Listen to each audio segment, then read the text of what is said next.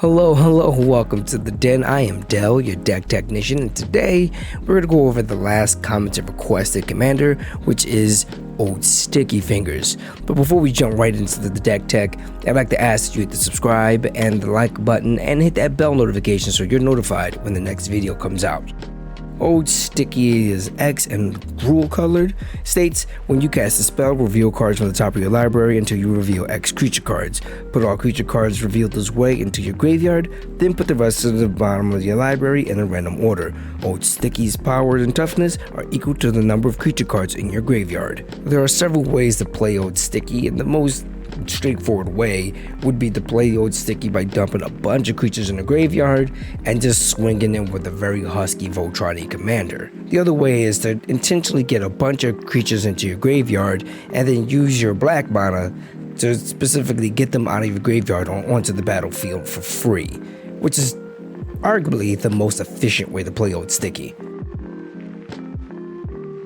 Old Sticky in this deck will be running more quality creatures than quantity creatures, because I personally believe that he works better with less creatures in your deck, so you can get all of your highlights in the graveyard as fast as possible.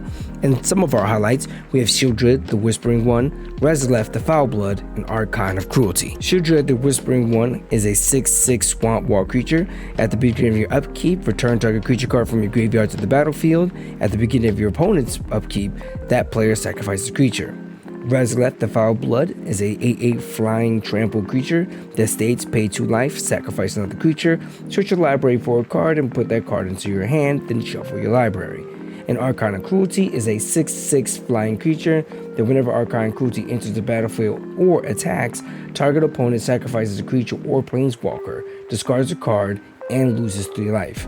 You draw a card and gain 3 life. It That Betrays is an 11/11 Eldrazi with Annihilator 2. Annihilator states whenever this creature attacks, the defending player sacrifices 2 permanents. As well, whenever an opponent sacrifices a non-token permanent, put that card onto the battlefield under their control. Sepulchral Primordial is a 5/4 creature with Intimidate. When Sepulchral Primordial enters the battlefield, for each opponent, you may put up to 1 target creature card from that player's graveyard onto the battlefield under your control. Overseer of the Damned is a 5/5 flying demon. When Overseer of the Damned enters the battlefield, you may destroy target creature. Whenever a non-token creature an opponent controls dies, put a tapped 2/2 black zombie creature token onto the battlefield. Noxious Gearhawk is a 5/4 artifact creature with Menace. When Noxious Gearhawk enters the battlefield, you may destroy another target creature. If that creature is destroyed this way, you gain life equal to its toughness. Vital Titan is a 7/2 plant elemental. When Vital Titan dies, return it to the battlefield tapped under its owner's control at the beginning of his or her next upkeep. Rakshasa Debaser is a 6/6 cat demon. Whenever Rakshasa Debaser attacks, put target creature card from defending player's graveyard onto the battlefield under your control. It also has Encore as well. Scourge of Neltoth is a 6/6 zombie dragon with flying. It states you may cast Scourge of Neltoth from your graveyard by paying 2 black and sacrificing 2 creatures rather than paying its mana cost. Phyrexian Delver is a staple in this. When Phyrexian Delver enters the battlefield, return target creature card from your graveyard to the battlefield. You lose life equal to its converted mana cost. And another staple would be Young Necromancer. When Young Necromancer enters the battlefield, you may exile 2 cards from your graveyard. When you do, return target creature card from your graveyard to the battlefield. World Shaper is a 3/3 Merfolk Shaman. States whenever World Shaper attacks, you may put the top 3 cards of your library into your graveyard.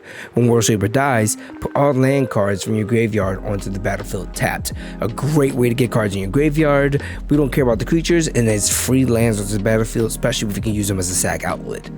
Moltani, Yavimaya avatar, is a 0/0 reach trample elemental avatar. It states Yavimaya's avatar gets +1/+1 for each land you control and each land card in your graveyard.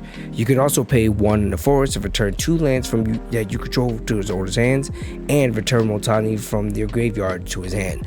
Allow him to be a very sticky subject, and also great for sack outlets because he can come right back. Golgari Grave Troll is another staple. It is a 0/0 skeleton troll that states whenever it comes into play, put a 1/1 counter on it for each creature card in your graveyard.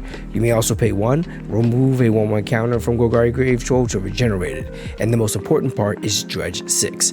Now, that means whenever you would draw a card, you instead mill yourself 6 cards, grab this creature from your graveyard, and put it into your hand.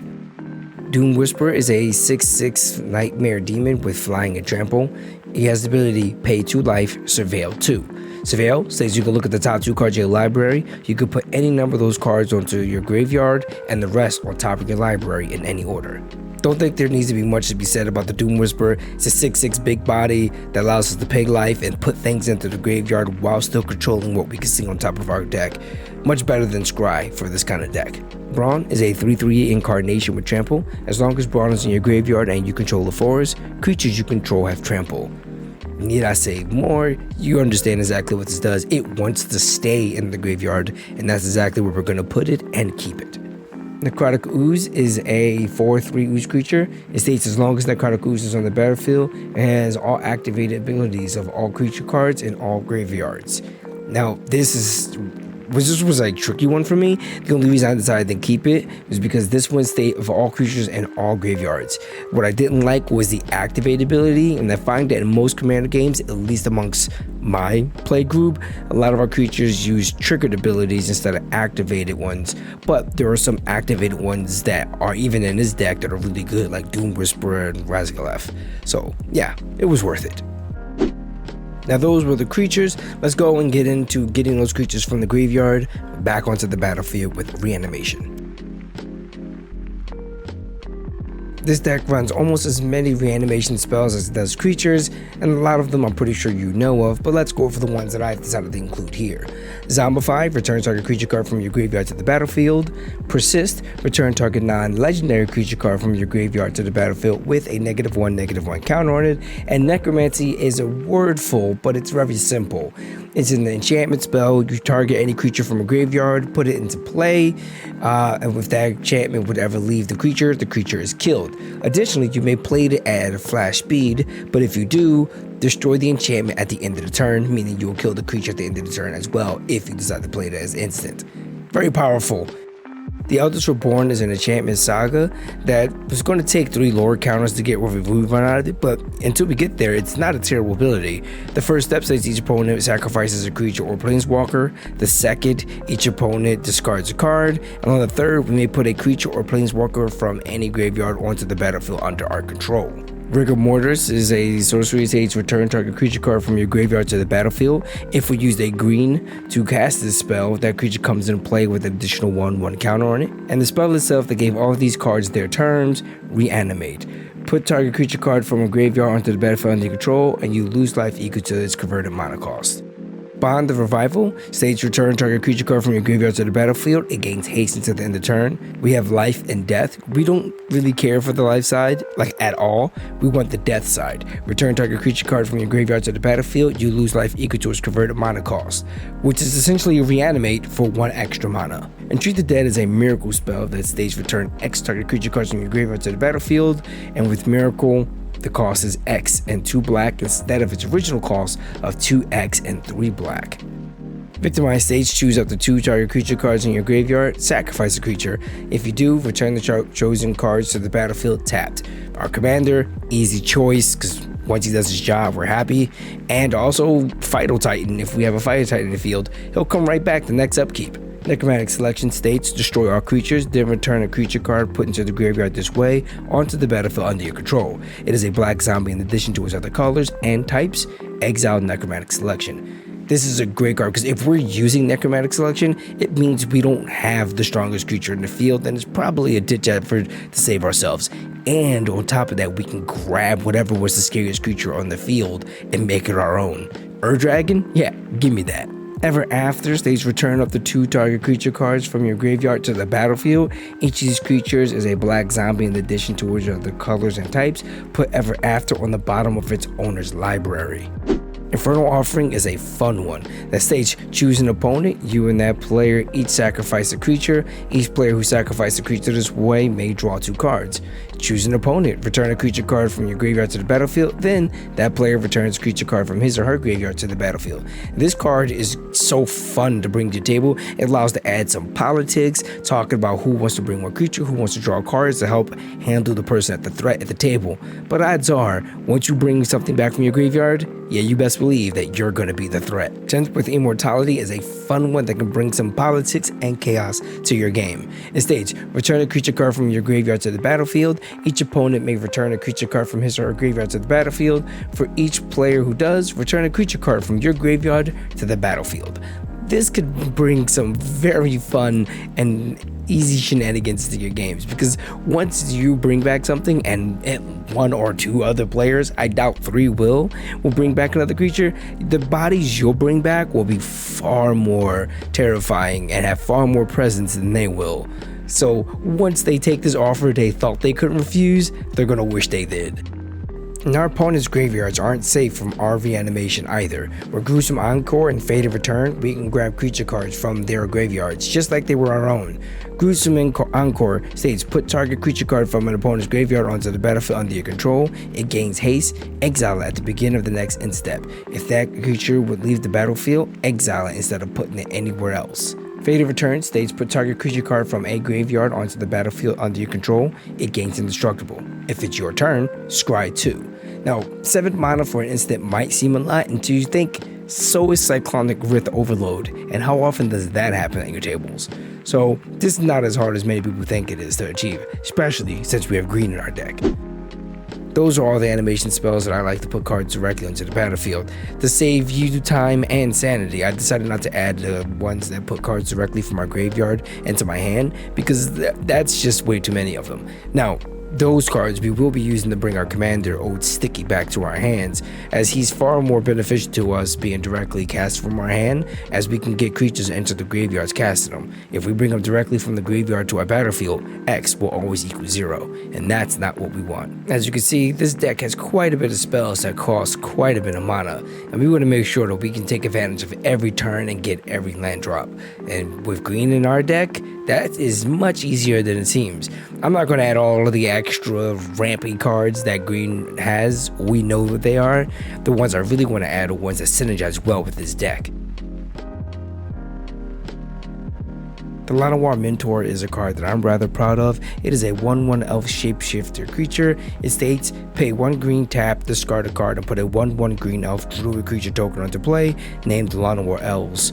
And when it has tap, get a green mana. It gives us ramp, and it gives us a creature that we can sacrifice to other things. This card fits so many bubbles and costs 1 mana. Absolutely love this card. Rites of Spring is a sorcery. Discard any number of cards from our hand, search your library for that many basic land cards, reveal those cards, and put them in your hand to shuffle your library. If we have this, 2 lands, and some creatures in our hand, we can play this on turn 2, discard a bunch of creature cards right to the graveyard, and draw that many land cards, giving us lands for the next several turns and for our commander. For our wanderings, stay search your library for a basic land card, put that card into the battlefield tapped, and shuffle your library. Threshold, if there are 7 more cards in your graveyard, instead search your library for up to 3 basic land cards and put them onto the battlefield tapped. Threshold is going to be absolutely easy for us to pull off even early in the game. So this is going to net us 3 lands right on the field. We'll be hard casting our big boys in no time as well. As a graveyard loving deck, we do want cards to put things into our graveyards so we can use them as additional resources. I bring to you self-mill cards. First, let's talk about the Dead Bridge Chant. I didn't even know this card existed, but man is it amazing. When the Dead Bridge Chant enters the battlefield, put the top 10 cards of your library into your graveyard. At the beginning of your upkeep, choose a card at random from your graveyard. If it's a creature card, put it onto the battlefield. Otherwise, put it into your hand. This card puts creature cards into the graveyard, puts creatures from the graveyard into the battlefield, and those precious sorceries, instants, and lands, you can get them back to your hand if it isn't a creature card. Greater Good states if you sacrifice a creature, draw cards equal to the sacrificed creature's power, then discard 3 cards. With the power of the creatures we have in our deck, 7, 6, 8 power creatures, we can sack those, draw a bunch of cards, and throw all the creatures in the graveyard, keeping all of our sorceries, instances, and enchantments into our hands. Winding Way states choose creature or land. Reveal the top 4 cards of your library, put all cards of the chosen type revealed this way into your hand, and the rest into your graveyard. We're always going to choose land on this. This card gives us possible ramp and possible throwing creatures into the graveyard. This does a 2-fold and I love it. And for the most iconic and powerful of them, Entomb. Search your library for a card, put that card into your graveyard, and then shuffle your library all at instant speed. If you don't believe me how powerful this card is, just think of it this way. Turn 1 Dark Ritual, use the black mana for an Entomb, use the other 2 for Persist, and for your Entomb, you put an It That Betrays into the graveyard. So in that case, with your black mana, you get a turn 1 It That Betrays onto the battlefield. Talk about threat. And this is my casual, friendly old sticky deck. This is gonna have you guys have fun at the table. It allows you not fear any board wipes and have a good time with your local group that you play with. Now, the reason why this is very, very, very casual is because he can be absolutely busted. I'm pretty sure some of you or most of you have already figured out how to break this guy because he is just stupidly easy. The one thing that makes him very busted is the fact his ability allows him to grab creature cards specifically from his library and put them into the graveyard, and not just middle off the top and hope there's creatures there. He will always get creatures in his graveyard. Now, if you run a deck that has 1 to like 4 additional creatures in your library, you can consistently get the same 4 powerful creatures in your library, run infinite combos, or even just blow up the board turn 1. Some of those dangerous card combos includes running just a Witherbloom Apprentice will always guarantee that you can get a hold of him. Witherbloom Apprentice states, whenever you cast or copy an instant or sorcery spell, each opponent loses 1 life and you gain 1 life. Harmless. But then you add it with Chain of Smog. Target player discards 2 cards from his or her hand. That player may copy the spell and may choose new targets for that copy, meaning you can choose yourself over and over again, each one triggering Witherbloom Apprentice. You would continuously discard your hand. Even if you have no cards, you would infinitely discard your hand, snuffing the board out 1 life at a time indefinitely. You can achieve this exact same combo with Professor Onyx as well, who has the exact same ability that states whenever you cast or copy an instant sorcery spell, each opponent loses 2 life and you gain 2 life. Though that's bigger numbers, she doesn't work as well because she's a planeswalker, meaning old Sticky won't be able to search for her with this ability, and she costs 6 mana instead of Witherbloom's 2. Triskelion and Mikaeus the Unhallowed are 2 well-known infinite combos. Triskelion is a 1/1 artifact creature that states when this creature enters the play, give it 3 1/1 counters. You may remove a 1/1 counter to deal 1 damage to target creature or player. And Mikaeus has a bunch of text, but the only thing we care about is states other non-human creatures control get +1/+1 and have Undying, meaning when they die, if they didn't have a 1/1 counter on it, they come back to the battlefield automatically with a 1/1 counter on it. So the combo goes as normal. You put in Triskelion. Triskelion is a 2/2 creature with 3 1/1 counters on it. You spend 1 to deal 1 damage to somebody. You do 2 damage to Triskelion himself, killing him. He then dies, goes back to the battlefield, comes back because he had no 1/1 counters on him. You then spend 2 to do 2 damage to another player, and the last 2 to kill him, repeating the cycle infinitely, allowing you to kill the board. And that's the video. I hope you guys enjoyed it. More importantly, hope you learned something new today about how to play Old Sticky. Now, I want to apologize that this video did take a while. I went through surgery and had in my mouth, more importantly, it was complicated. It had to take a long time to heal. But that's neither here or there. I'm already working on the next video. It would be Runo Stromkirk. He is in the Crimson Vow set and is looking to be very promising. Not too strong, but definitely not weak. Well, I hope you guys enjoy it and look out for the next video. I'll see you around. Don't forget to hit that like, that subscribe, and comment down below what you would add or subtract from this deck tech. I'll catch you around.